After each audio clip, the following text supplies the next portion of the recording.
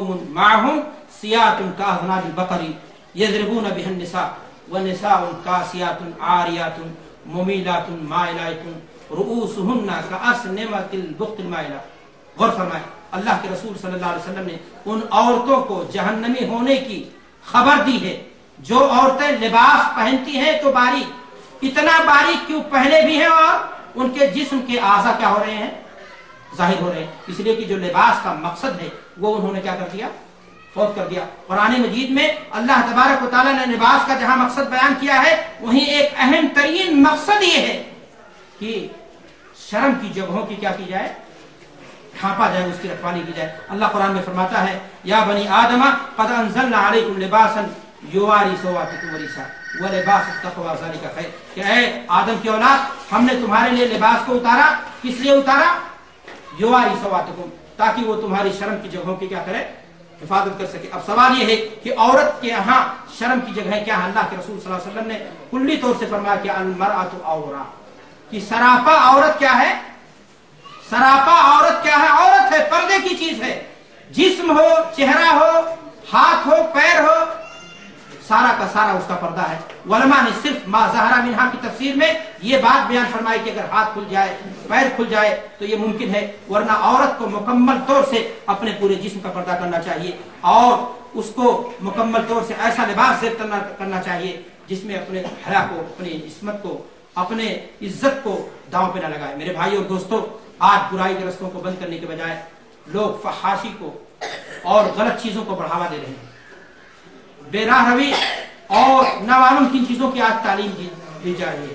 جذبات کو بھڑکانے کی اور تخریب کاری کے مختلف کام ہیں جس میں آج پورا معاشرہ ہمارا ڈوبتا چلا نظر آ رہا ہے.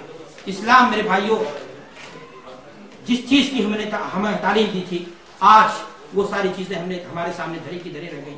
عورت کی فطرہ سامانی آج مغربی تہذیب میں نہیں، ہمارے معاشرے میں اتنی ہو گئی کہ بالکل معاشرہ عورت کا روگی بن چکا ہے. آج جیل خانے میں چلے جائیے، کورٹ اور کچہری میں چلے جائیے، مقدمات کی بھرمار ہے. اور اگر آپ سروے کرو گے تو آپ کو پتا چلے گا کہ آدھے سے زائد مقدمات عورت کے ارد گرد گھومتے نظر آ رہے ہیں. اس کی وجہ یہ ہے کہ عورت آج اپنا کردار بھول گئی، گھر سے باہر نکل گئی، گھر کی ذمہ داریاں جو تھیں اس سے اس نے تغافل برتا اور معاشرے میں میدان میں جہاں مردوں کے شانہ بشانہ کود گئی اور پھر بے حیائی کی زنجیر میں ایسی جکڑی کہ آج برائیاں اسے برائی نظر نہیں آتی ہیں. میرے بھائی اور دوستو، آج انسان کو غور کرنا چاہیے کہ اسلام ایک فطری نظام ہے. اس نے ہمیں کیا حکم دیا تھا؟ پردہ کرنا. میں آپ سے پہلے بھی عرض کر چکا کہ اسلام میں کوئی شدت نہیں ہے، بلکہ اللہ تبارک و تعالیٰ نے یہ حکم دیا ہے عورت کی حفاظت کے لیے. اور اگر عورت اس بات کو مانتی ہے اور اس پر عمل کرتی ہے تو اس میں سراپا طور سے اللہ کی اطاعت شامل ہے. اللہ تبارک و تعالیٰ قرآن مجید کے اندر ارشاد فرماتا ہے یا ایھا النبی قل لازواجک وبناتک ونساء المؤمنین یدنین علیہن من جلابیبہن ذالک ادنی ان یعرفن فلا یؤذین. اے پیغمبر، اے نبی، اپنی بیٹیوں کو، اپنی بیویوں کو، مسلمان کی عورتوں کو کوئی بھی حکم جب اللہ کے رسول کے لیے آئے گا تو اس میں شامل سارے لوگ ہوں گے. اللہ تبارک و تعالیٰ نے فرمایا کہ حکم دے دو کہ جب بھی وہ باہر نکلیں تو اپنے آپ کو کیا کر لیں؟ چادر سے پورے طور سے ڈھانپ لیں. مقصد کیا ہے؟ تاکہ یہ چیز ان کے لیے موجب شناخت ہو اور ان کو کوئی شخص ایذا پہنچانے کی کوشش، ناکام کوشش یا ناپاک کوشش نہ کرے. اور آیت کریمہ میں میرے بھائیوں جلباب کا لفظ آیا ہے. جلباب کا معنی کیا ہوتا ہے؟ چادر. ایسی چادر جو دوپٹہ کی شکل میں عورت، میں نے آپ سے پہلے بھی کیا کہ وہ زمانہ اللہ کے رسول صلی اللہ علیہ وسلم کا سادہ تھا، سر سے پیر تک ڈھانکے. اور جب سر سے پیر تک ڈھانکے گی تو اس میں چہرہ کیا ہوگا؟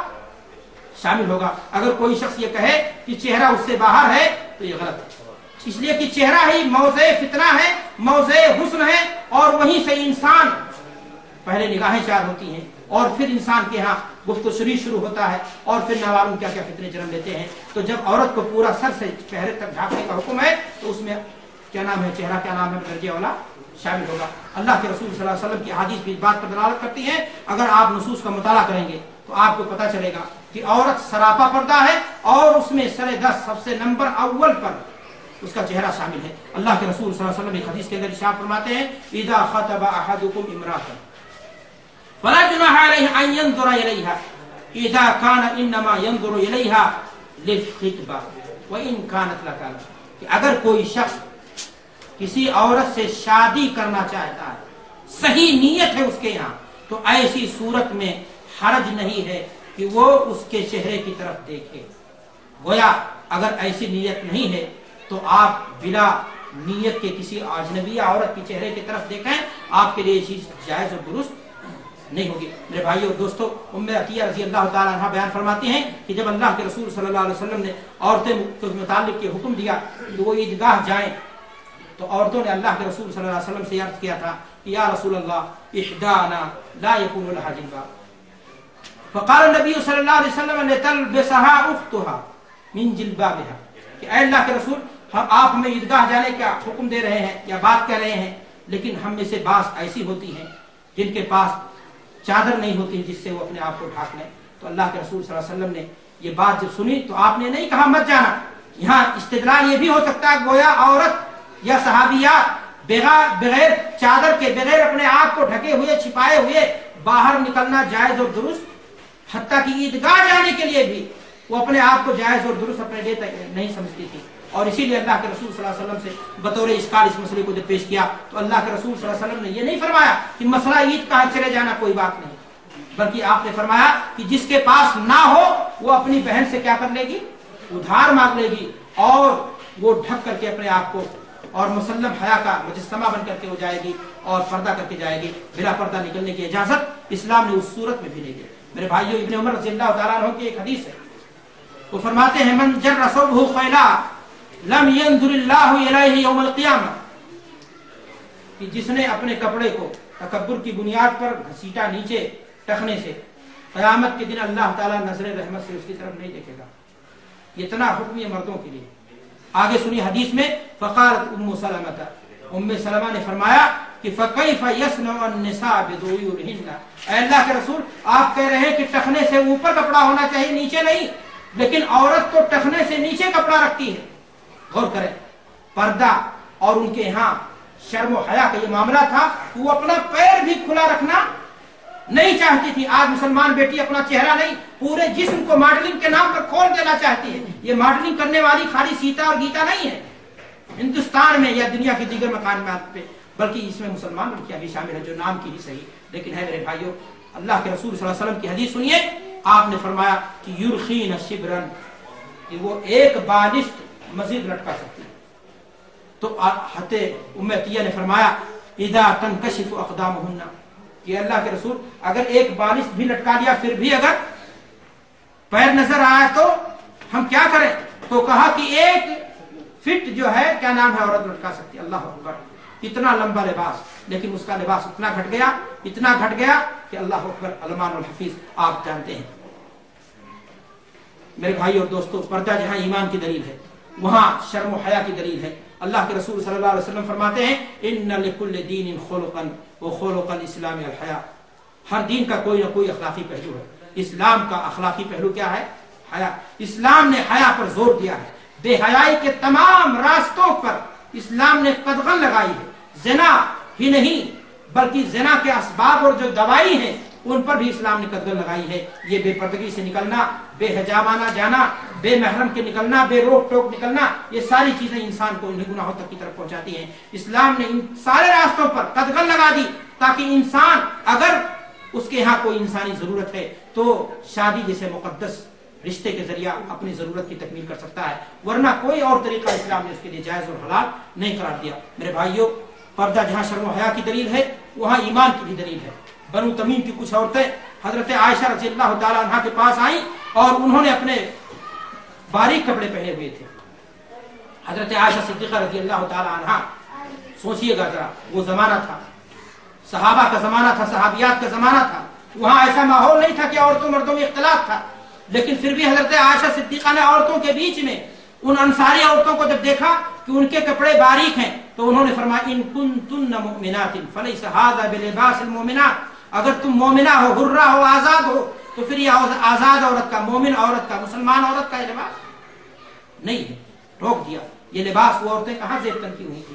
عورتوں کی مجلس میں۔ جب باریک لباس عورت کے بیچ میں نہیں پہن سکتی ہے تو باریک لباس پہن کر کے مارکیٹ جائے گی، دکان پر جائے گی، ریسپشن میں بیٹھے گی اور اپنے بچوں کے لیے तालीम गाह पर जाएगी ताकि उनको लेकर के आए, बिल्कुल आजाद घूमेगी, इसकी इजाजत इस्लाम कहां से दे सकता है। मेरे भाई और दोस्तों, औरत के लिए पर्दा जहां तहारत और पाकीज़गी है वहां परहेजगारी और तकवा है। मैंने आपको पहले भी बताया। तो कुरान मजीद में अल्लाह ताला फरमाता है कि हमने लिबास को किस लिए उतारा, वह लिबास तक़वा ज़ालिका खैर, कि लिबास का मकसद क्या है, इंसान अपने जिस्म को ढांके, लेकिन जो लिबास तकवा की तरफ ले जाए इंसान को, उसे ज्यादा अपनाना चाहिए। पर्दा रुखसत के बावजूद आज हमारे बहुत भाई हैं जो ये कहते हैं कि इस्लाम ने औरत के लिए पर्दे की इजाजत, चेहरा खोलने की इजाजत हज की हालत में दी। जब इबादत की हालत में एक औरत पर्दे को, अपने चेहरे को खोल सकती है, तो गैर हालात में जरूर खोल सकती है। मेरे भाइयों और दोस्तों, उसी हदीस में आयशा रज़ियल्लाहु ताला अन्हा फरमाती हैं कि जब हमारे सामने मर्दों का हुजूम आता तो हम अपना पर्दा क्या करती थी, गिरा लेती थी। गोया वो जमाना था, वहां आबादी थोड़ी थी, लोग कम थे और मामलात इतने पेचीदा नहीं थे, इस नाते ये मसाइल पेश आते थे और इस तरह से वो अपना चेहरा खोल करके चलती थी। लेकिन जब ये सूरत पैदा होती थी तो अपने उस पर जो है क्या नाम है, पर्दा गिरा लिया करती थी। आप किसी भी तरीके से दीन के नुसूस को, कुरान और हदीस को अगर आप देखेंगे तो आपको यह अंदाजा लगेगा कि किसी भी तरीके से एक मुसलमान औरत के लिए इस्लाम ने इस बात की गुंजाइश नहीं दी कि वो घर से कदम निकाले और बेपर्दगी के साथ। मेरे भाई और दोस्तों, इस्लाम ने तो वो गैरत सहाबियात के अंदर पैदा किया था कि मशहूर सहाबिया हैं, अब्दुल खबीर इब्न साबित रिवायत करते हैं उम्मे खल्लाद के बारे में, रिवायत के बारे में सनदी एतबार से कुछ कलाम जरूर है कि उनको खबर मिली कि उनके बेटे की शहादत हो गई, खबर मिली कि उनके बेटे को शहादत हो मिल गई। वो देखने के लिए आए। सहाबा में से किसी ने कहा, उनसे अर्ज किया, जीते तसलीना इब्निक, आई हो तुम अपने बच्चे के बारे में पूछने, सवाल करने, वो अंत मोतनक़िबतुन, लेकिन हाल तुम्हारा ये है कि ऐसे मौके पर औरत अपने